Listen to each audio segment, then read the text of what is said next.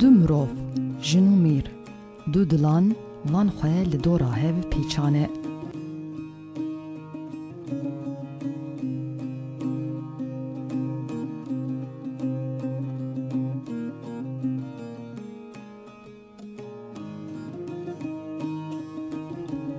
Teraziyek an jî hevkîşiyek li ser mîxan, mîxeyên li ser hêka girover.